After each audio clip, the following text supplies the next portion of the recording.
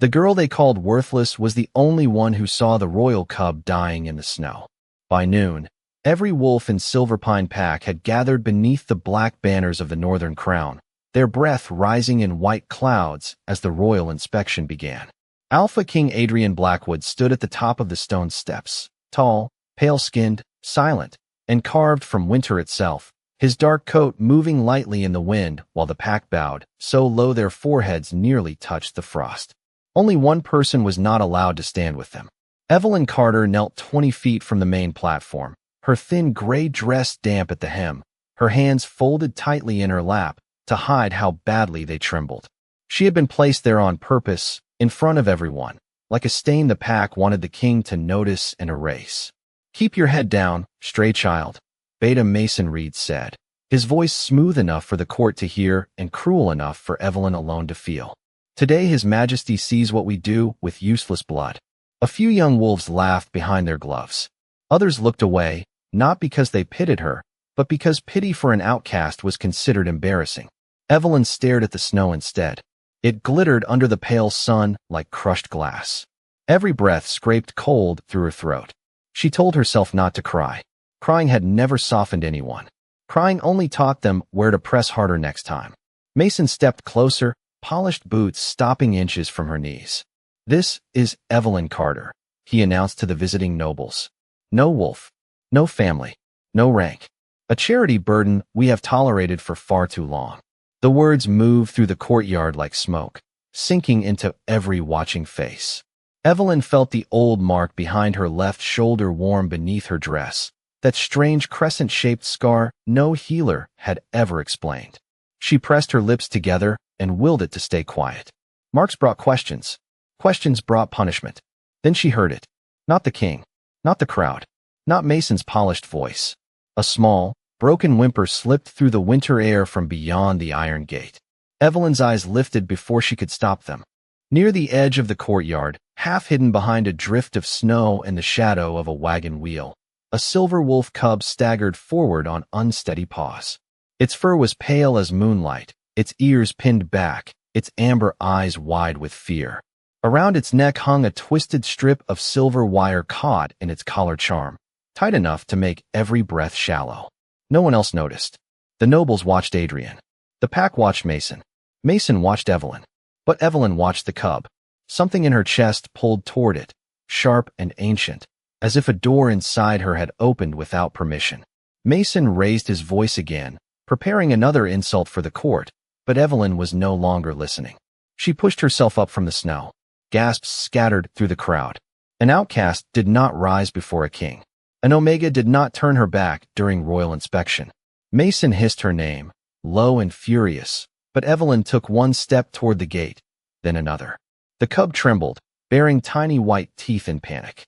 Evelyn slowed, lowering herself until she was no taller than its frightened gaze. "Easy," she whispered, her voice barely stronger than the wind. "I know what it feels like when everyone looks at you and no one sees you." Behind her, the courtyard had gone silent. On the stone steps, Alpha King Adrian Blackwood finally turned his head, his golden eyes fixed on the kneeling girl, then on the silver cub, and for the first time that day, the king looked afraid of what he was about to discover. Mason's command cracked across the courtyard, sharp enough to make several Omegas flinch. "Evelyn Carter, return to your place." She did not turn around. The silver cub stood less than 6 feet from her now, trembling so hard that flakes of snow slid from its pale fur. Its amber eyes darted from Evelyn to the rows of watching wolves, then to the royal guards whose hands had moved instinctively toward their ceremonial blades. Fear poured from the little creature in waves, bright and bitter, stronger than the winter air. Evelyn felt it in her ribs. She knew that kind of fear, the kind that made the whole world too loud, the kind that made every hand look like a threat. "Do not touch it," Mason warned, his voice lowering. "That animal is not your concern." But the cub gave another thin, breathless whine, and the sound slipped under Evelyn's skin like a prayer. Around its neck, the silver wire glinted cruelly against the collar charm, not cutting deep, but tight enough to make each inhale come short and uneven. Evelyn saw the way the cub's paws sank into the snow, how it fought to stay upright, while everyone powerful looked past it. That was all it took. She took one slow step forward and lowered her hand, palm open, fingers relaxed. "I am not going to hurt you," she whispered. The cub's lips pulled back, showing small teeth. A warning. A plea. Evelyn stopped moving. She knelt in the snow until the cold soaked through the fabric at her knees. Behind her, the pack began to murmur. Someone laughed once, nervously. Someone else whispered that the outcast had finally lost her mind. Evelyn ignored them. "You can be scared," she said softly to the cub. "I will be scared with you." The cub's ears twitched. Its growl weakened, not gone, but uncertain. Evelyn slid her hand closer, inch by inch, giving it every chance to pull away. The silver wire pulsed with a faint, unnatural shimmer, and the old mark behind her shoulder answered with heat. She swallowed a gasp. Pain was not new to her, but this felt different. Not pain exactly. Recognition. The cub leaned forward, sniffing her wrist. Its breath was warm and shaky against her skin. Then, with heartbreaking caution, it pressed its forehead into her palm. The courtyard fell silent, so completely that Evelyn could hear the wind tugging at the royal banners above the steps. Mason's face drained of color. "Impossible," one of the visiting nobles breathed. Evelyn did not understand. She only knew the cub had trusted her, and that trust was now more important than every rule Mason had ever used to keep her small. She reached for the silver wire. The moment her fingers brushed it, a hot sting ran across her hand, and she bit the inside of her cheek to stay quiet. The cub shuddered, but did not snap. "Easy," she murmured. "Almost there." She unwound the twisted strip carefully, refusing to rush even as. The cold stiffened her fingers. The metal resisted, as if it had been made to hold more than a collar in place. It had been made to frighten, to silence, to bind. At last, the wire came loose and dropped into the snow with a soft hiss. The cub drew in one full breath. Then another. Its whole body sagged forward, and Evelyn caught it against her chest before it could fall. A collective gasp rolled through the courtyard. Evelyn held the small wolf close, feeling its heartbeat flutter fast beneath the moon-pale fur. She did not look up until Mason stormed toward her, his polished calm gone. "You foolish girl," he said through clenched teeth. "You had no right." Evelyn tightened her arms around the cub. For the first time in her life, she answered him without lowering her eyes. It was still breathing. Mason froze. So did the crowd, because the voice that answered next did not belong to him. It came from the stone steps, low and controlled, filled with the kind of power that made the snow itself seem to stop falling. And she was the only one who noticed. Alpha King Adrian Blackwood descended one step, his golden gaze locked on Evelyn's burned fingers, then on the cub resting against her heart. His expression remained cold, but something dangerous had shifted beneath it. Something ancient. Something awake. "No one moves," the king said. "Not until I know why a royal cub chose an outcast over every wolf in this courtyard." The king's order settled over Silverpine Courtyard like a winter storm that had learned how to speak. No one moved. Not the nobles wrapped in dark velvet and silver pins. Not the guards standing along the stone path. Not even Mason Reed, whose mouth opened as if obedience had suddenly become a language he no longer understood. Evelyn remained kneeling in the snow with the royal cub tucked against her chest, its small body shaking less now, its face hidden beneath her chin. The warmth of it seeped through her thin dress, fragile and alive, and she held on, as if letting go would return them both to the cruel shape of the world. Alpha King Adrian Blackwood descended the final steps slowly. Each footfall was quiet, but the silence around him made it feel enormous. He did not look at Mason first. He did not look at the council. His golden eyes stayed on Evelyn's hands, on the faint red marks where the silver wire had burned her skin, then on the cub breathing steadily in her arms. The king stopped a few feet away, close enough for Evelyn to catch the scent of pine, cold rain, and something sharp as lightning before it strikes. Her instincts told her to bow lower. Her heart told her that the cub would panic if she moved too fast. So she stayed still, trembling but upright. One of the royal guards stepped forward. The cub lifted its head and released a small warning growl, weak but unmistakable. The guard froze. Adrian raised one hand, stopping him without turning. A flicker passed through the king's face, gone almost before Evelyn could name it. Shock. The cub was not merely accepting her. It was protecting her. That should not have been possible. Adrian knew that cub. Every handler in the royal wing had tried to calm him for 3 days. He had refused food from trained healers, flinched from noble hands, and hidden from guards who had served the crown for decades. Yet now he rested against a girl Silverpine Pack had forced to kneel in the snow, breathing as if her heartbeat were the safest sound in the kingdom. Adrian's gaze moved to Evelyn's shoulder. Beneath the worn fabric of her dress, a pale glow pushed through like moonlight trapped under ice. Evelyn felt the heat and stiffened. She tried to shift the cub higher, to cover the mark, but Adrian had already seen it. So had Mason. The beta's face changed from anger to fear so quickly that Evelyn almost forgot the cold. Adrian inhaled once, slow and controlled. The air around him tightened. Royal blood had a scent every crowned wolf was taught to recognize before he learned to read law. It was rare, bright, and impossible to mistake. Moonfire under snow. Wild roses after frost. Ancient power buried alive and still breathing. That scent was coming from the outcast girl.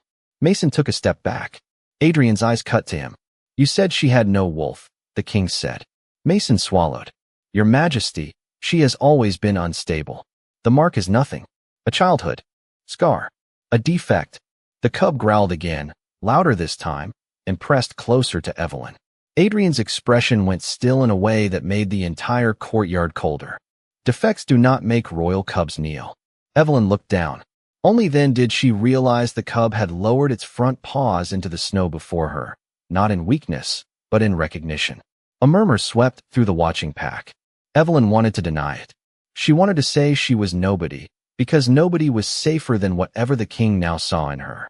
But the mark behind her shoulder pulsed once, and every royal banner above the courtyard snapped in the wind at the same moment. Adrian turned to his guards. "Bring a healer for the cub. Bring a cloak for the girl." His gaze moved across the crowd, landing on Mason, then on every elder who had laughed while Evelyn knelt. "And bring every person who decided she belonged in the snow." Mason went pale. Evelyn tightened her arms around the cub, barely breathing. Adrian looked back at her, his voice lower now, no longer a command for the court, but a warning meant only for her. "Evelyn Carter, whatever they buried in you, it just answered the crown." The royal cloak they placed around Evelyn's shoulders was warmer than anything she had owned in years, but it did not make her feel safe. It felt like evidence.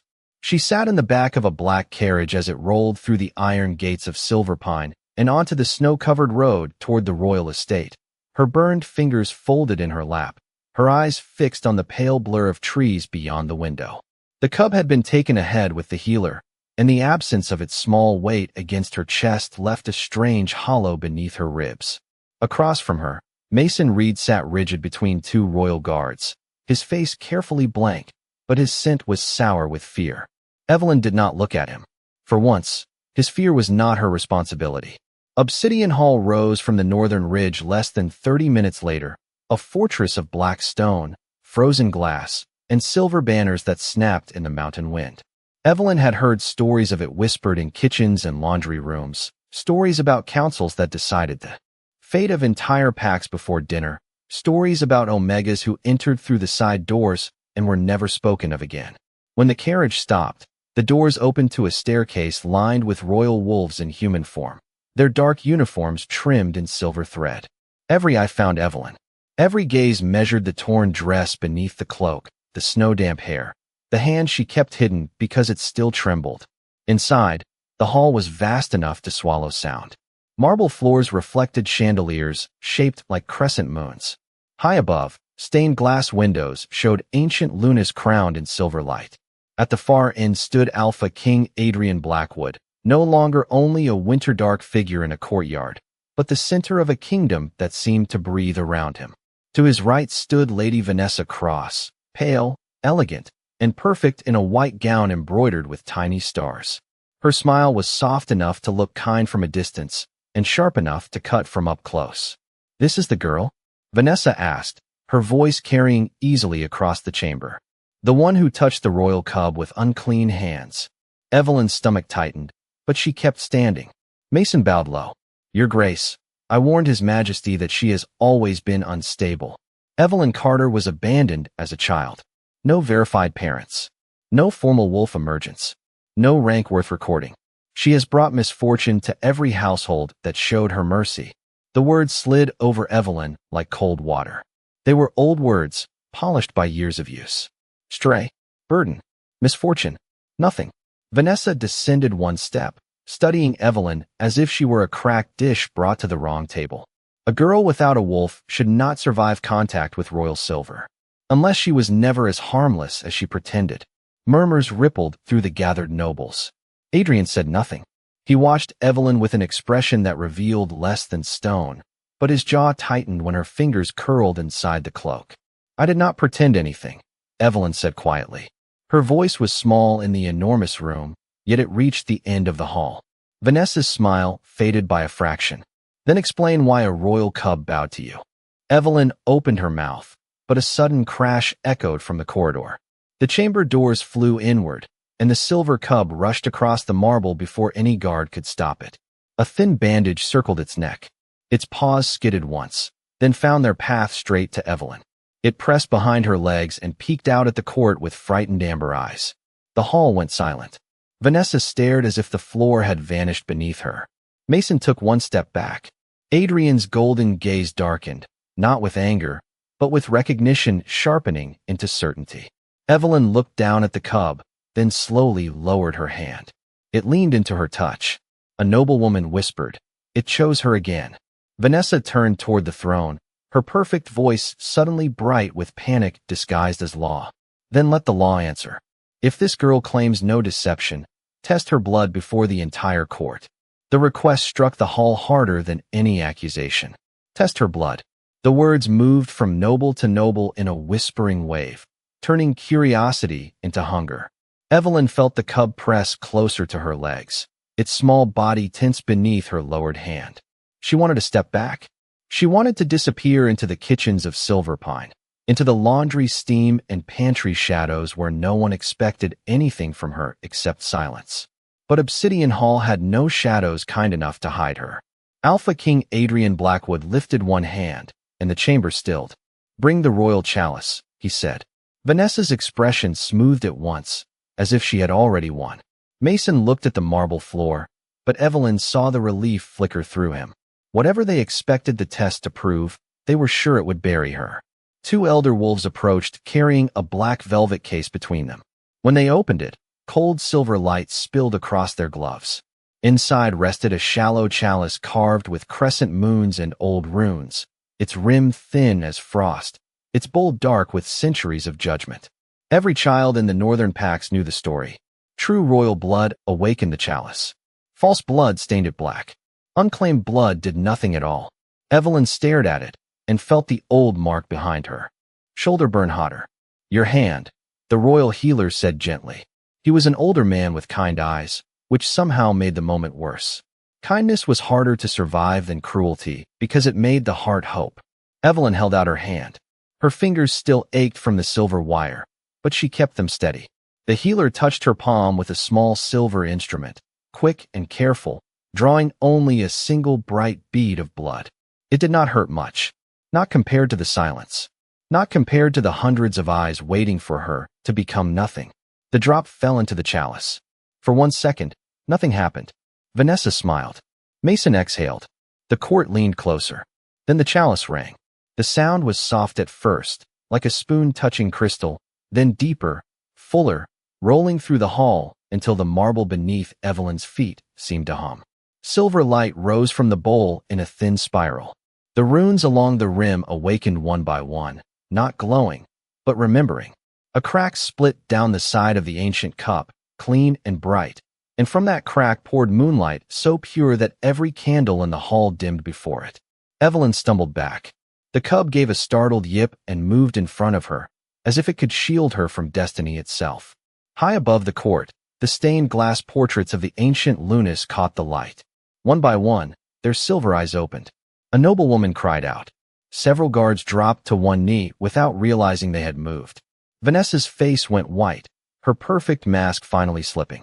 "That is not possible," she said. Her voice no longer sounded like silk. It sounded like glass under pressure. Mason shook his head, backing away from the light. No, she is nothing. She has always been nothing." The chalice answered him with a second clear note. and the mark beneath Evelyn's dress blazed through the fabric, shaping itself into a crescent crown behind her shoulder. Adrian stepped down from the throne platform, slowly, as if every inch of distance between them had become dangerous. His golden eyes were fixed on the light surrounding her, but his voice, when he spoke, was almost quiet. That mark belongs to the lost Luna. Line. Evelyn could barely breathe. Lost. Luna. Royal. The words did not feel like gifts.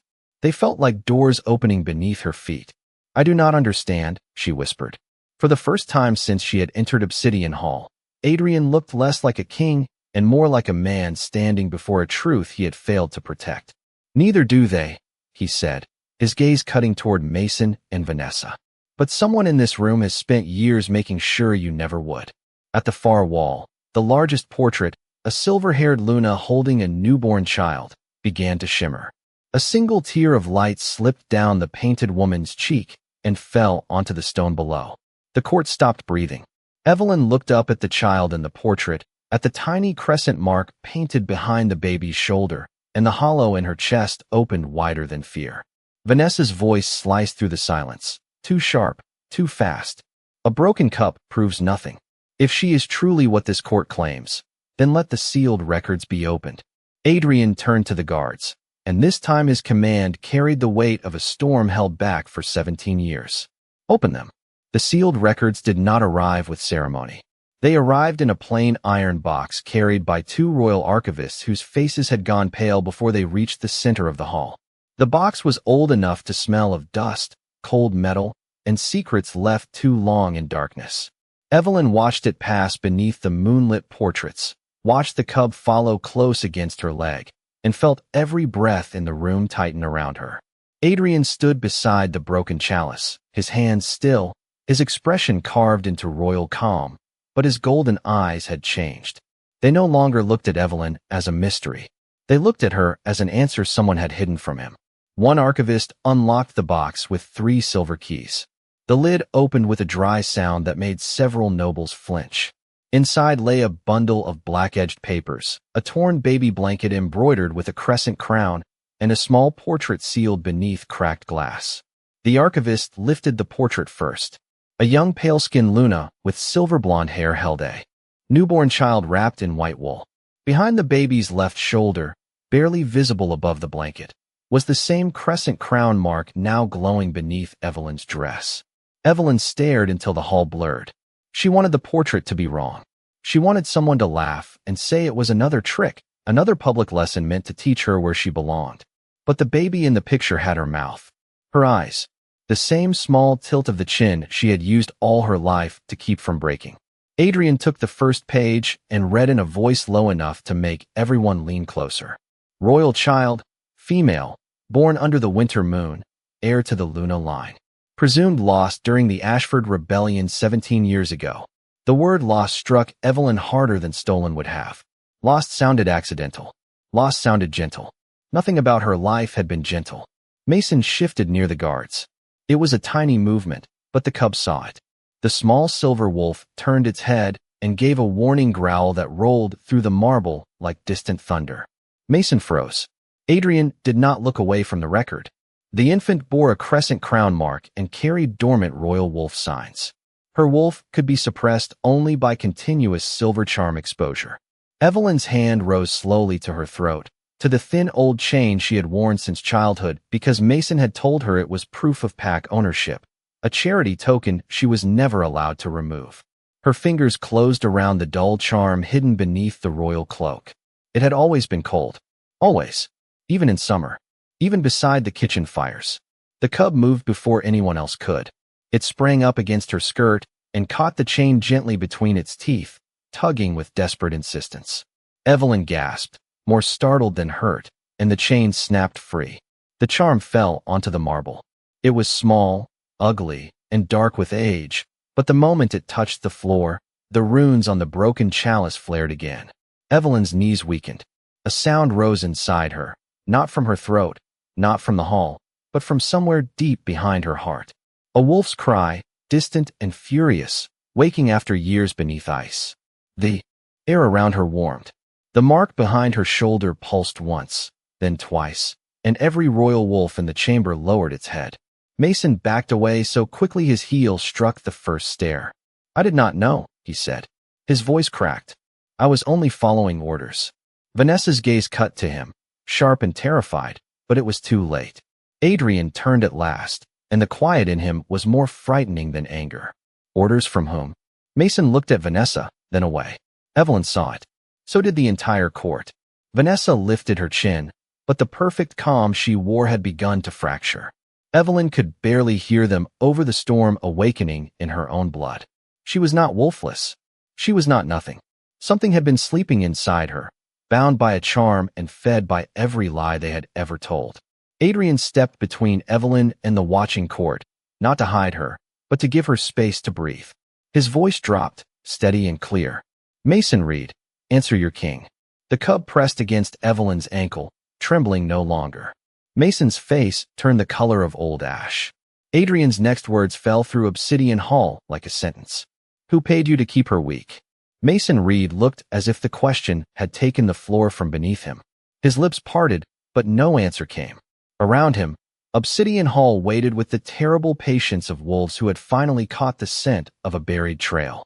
Evelyn stood behind Adrian, one hand resting on the silver cub's head, the broken charm lying on the marble like a dead insect. For 17 years, that tiny piece of silver had taught her body to feel weak. For 17 years, it had made every shift fail, every instinct dull, every dream of running beneath the moon collapse before sunrise. Now, without it, the world was too bright, too loud. She could hear heartbeats across the chamber. Mason's, fast and uneven. Vanessa's, controlled but rising. Adrian's, deep and steady, like thunder held behind mountains. "Answer him," Vanessa said softly, but her voice had lost its sweetness. It was a warning wrapped in silk. Mason's eyes flicked toward her again. That single glance was enough. A murmur spread through the nobles. Vanessa smiled as if she had heard something amusing at a dinner party. "This is absurd. A frightened beta looks anywhere when accused. Your Majesty, grief over the lost Luna line is clouding the court's judgment." Adrian did not move. No one mentioned grief. Vanessa's smile thinned. For one breath, the perfect mask cracked, and Evelyn saw what lived beneath it. Not elegance, not innocence, fear. Then the silver cub gave a sudden, confused whimper. Evelyn looked down at once. The cub's ears flattened. Its amber eyes went wide, not with panic this time, but with pain it did not understand. A faint black shimmer moved across the bandage at its neck, thin as smoke under glass. The court erupted into whispers. The royal healer rushed forward, but the cub stumbled against Evelyn's legs and sank onto the cold marble. Evelyn dropped to her knees beside it. "No, no, stay with me," she whispered, sliding her hands beneath its trembling head. Its breathing had become shallow, almost lost beneath the roar of the hall. Adrian's control broke for the first time. He crossed the distance in 2 strides, his shadow falling over them both. "Healer." The old healer knelt, touched the cub's chest, and went pale. "There is a binding spell in the collar wound. It was dormant until the charm broke." Vanessa stepped back. Only half a step, but Evelyn saw it. So did Adrian. "How convenient," Vanessa said quickly. "The girl removes a charm, and now the cub collapses. Perhaps the old records were not hiding her. Perhaps they were warning us." The accusation struck the court exactly where fear was softest. Eyes turned toward Evelyn. She felt them like frost on her skin. For a moment, every old lesson returned. Keep quiet. Lower your head. Apologize before anyone asks. But the cub's breath hitched beneath her palm, and something inside Evelyn refused to kneel again. "I did not do this," she said, and this time her voice carried. "But I can feel it." Adrian looked at her sharply. "Feel what?" Evelyn closed her eyes. Beneath the cub's fur, beneath the unnatural cold coiled around its breath, she sensed a thread pulling away from it, not toward Mason, not toward the broken charm, but toward the woman in the white gown, toward Vanessa. Evelyn began to hum. She did not know the melody. It rose from some hidden room inside her blood, old and low and full of moonlight. The mark behind her shoulder burned, not like pain, but like a lantern being uncovered. Silver light moved from her hands into the cub's fur. The black shimmer trembled. Vanessa's face twisted. "Stop her," she snapped, Too loud, too fast. No one moved. The cub inhaled. Once. Then again, deeper this time. A tiny sound escaped it, fragile but alive, and the entire hall seemed to breathe with it. The cub opened its amber eyes, leaned into Evelyn's palm, and whispered into her mind with the clarity of a child recognizing home. Luna. The word struck every royal wolf in the chamber. Adrian went still, his golden eyes burning as they lifted to Vanessa. The silver light around Evelyn did not fade. It stretched across the marble in a thin path, touching the hem of Vanessa's gown, where a hidden rune flared black before vanishing. Mason sank to his knees without being ordered.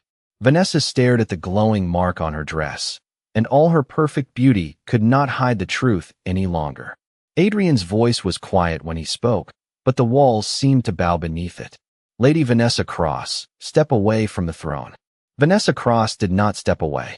For one suspended breath, she stood beneath the silver chandeliers with the glowing rune fading from her gown, her chin lifted, her eyes bright with the terror of someone watching a stolen crown turn to ash.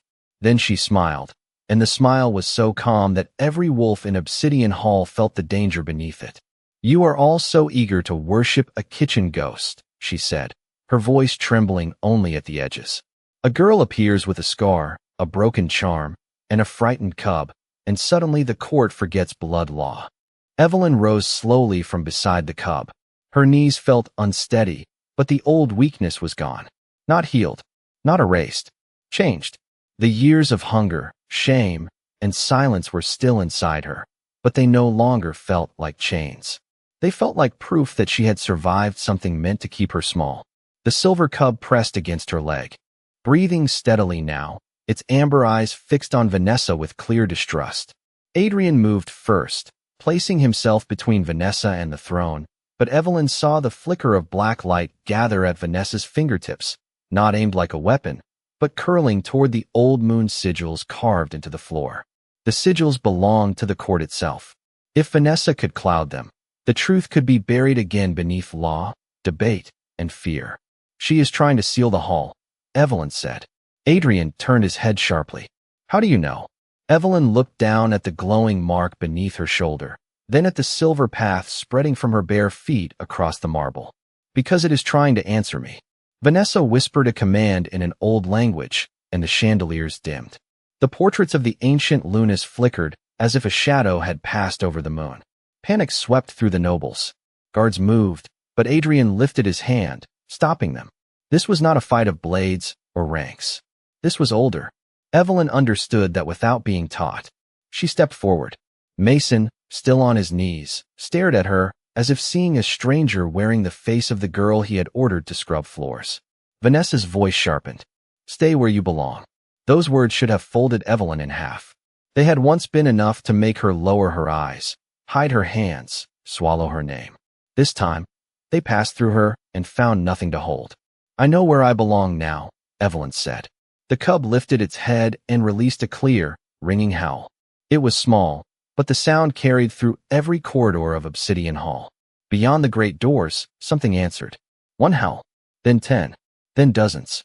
The doors swung open, not with force, but with the weight of inevitability, and royal wolves filled the entrance in silence, black, gray, white, and silver, their eyes reflecting the moonlight pouring from Evelyn's mark. They did not look at Vanessa. They did not look at the nobles. They looked at Evelyn. One by one, they lowered their heads. The hall forgot how to breathe. Vanessa backed away, her face bare now of every polished lie. Evelyn felt the storm in her blood rise, not wild, not cruel, but vast and certain. Her body shimmered with silver light. The air smelled of frost, roses, and pine. Then her wolf emerged in a sweep of moon-white fur and pale silver fire, graceful and luminous, with the crescent crown blazing on her shoulder like a promise that had waited 17 years to be spoken. Every royal wolf in the chamber bowed lower. The cub rushed to her side and tucked itself beneath her neck, safe, proud, home. Adrian's breath caught. His own wolf answered inside him, so powerfully that the king, who had never bowed before any council or rival crown, lowered himself to one knee before her. Not as a ruler surrendering power, but as a man recognizing what the kingdom had nearly destroyed. Around the hall, nobles followed, some from reverence, some from fear, some because their wolves would not allow them to stand before the awakened Luna line. Mason bent until his forehead touched the marble. Vanessa stood alone, the last figure upright in a room that had chosen the girl she had tried to erase. Evelyn's silver wolf looked over the bowed court, then shifted back into human form beneath Adrian's cloak as moonlight settled around her like armor. She did not smile. She did not gloat. She looked at the faces that had called her nothing, and her voice was quiet enough to make them listen. I remember every voice that told me I was empty. Her gaze moved to the cub, then to Adrian, then back to the court. But the wolves remembered what you made me forget. Adrian rose, still facing her, his golden eyes bright with awe and regret. Evelyn Carter, he said, and for the first time, her name sounded royal. The crown recognizes you. The court remained on its knees long after Adrian's words faded into the high arches of Obsidian Hall. Evelyn stood beneath the silver chandeliers with the royal cloak gathered around her shoulders, her hands still marked from the silver wire, her heart moving too fast for the silence around her. Recognition did not feel like triumph. It felt like standing at the edge of a frozen lake and hearing the ice crack beneath a life she had never been allowed to claim. The silver cub leaned against her ankle, warm and steady, and that small pressure kept her breathing. Adrian turned from her to the court, and the softness that had entered his face vanished beneath the weight of the crown. "Mason Reed," he said, his voice carrying to every corner of the hall, "you will be stripped of rank and removed from all authority while the Royal Council reviews every Omega under your care." Mason did not protest.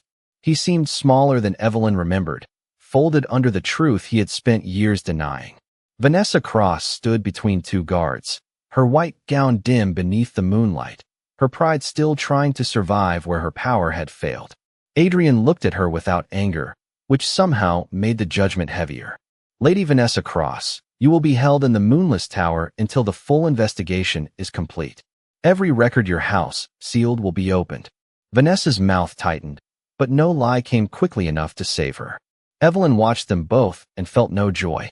For years, she had imagined that if the people who hurt her were ever afraid, she would feel whole. But fear did not give back childhood.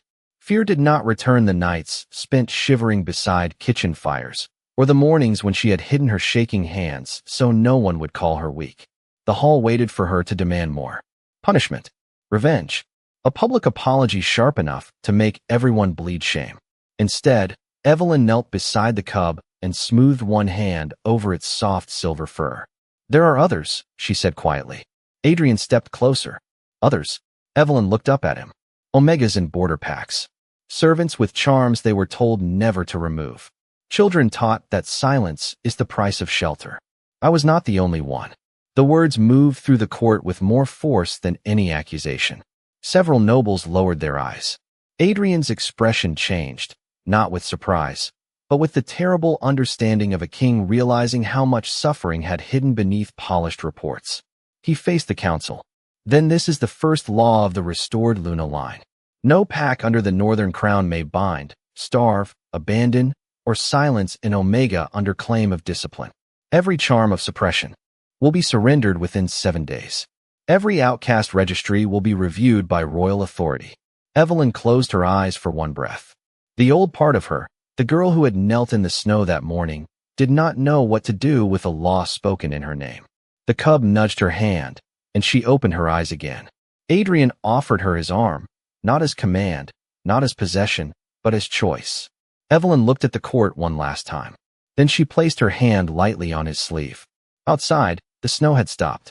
Dawn spread over the northern mountains in pale gold, touching the black towers of the palace until they no longer looked like a prison of stone, but a home learning how to open its doors. Evelyn stepped onto the balcony beside Adrian, the cub at her feet, the royal wolves gathered below in silent rows of white, gray, black, and silver. One by one, they lifted their faces to her, not demanding, not fearing, only remembering. The crescent crown mark behind her shoulder warmed beneath the cloak, gentle now, like sunlight through winter glass. Evelyn did not raise her chin because she wanted the world beneath her. She raised it because, for For the first time, she no longer had to lower it to survive. Behind her, deep below the palace, in a sealed chamber older than the crown itself,